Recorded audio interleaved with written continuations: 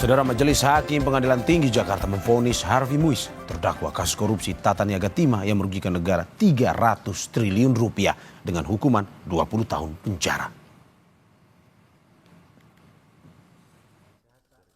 Kasus korupsi timah yang melibatkan suami selebritas Sandra Dewi, Harvey Muiz, dan juga Crazy Rich Jakarta, Helena Lim, belum juga usai. Kamis kemarin Pengadilan Tinggi Jakarta memperberat vonis hukuman Harvey menjadi 20 tahun penjara.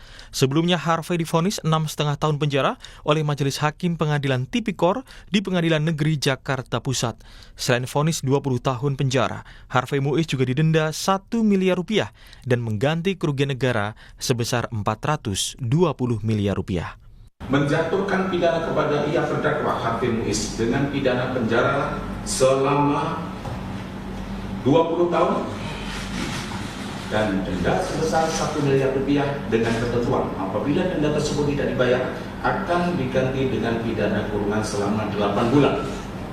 3. Menghukum terdakwa untuk membayar uang pengganti kerugian keuangan negara sebesar 420 miliar rupiah dengan ketentuan jika terpidana tidak membayar uang pengganti selama 1 bulan setelah putusan pengadilan memperoleh kekuatan hukum tetap, maka harta bendanya dapat disita oleh jaksa dan dilelang untuk menutupi uang pengganti tersebut. Dan apabila terpidana tidak mempunyai harta benda yang mencukupi untuk membayar uang pengganti tersebut, maka diganti dengan pidana penjara selama 10 tahun. Tidak hanya Harvey Muiz, Pengadilan Tinggi DKI Jakarta juga memperberat vonis Crazy Rich Helena Lim menjadi 10 tahun penjara dari sebelumnya 5 tahun penjara. Helena Lim juga didenda 1 miliar rupiah dan membayar uang pengganti kerugian negara sebesar 900 juta rupiah. Menyatakan terdakwa Helena telah terbukti secara sah dan meyakinkan bersalah melakukan tindak pidana korupsi secara bersama-sama dan tindak pidana pencucian uang.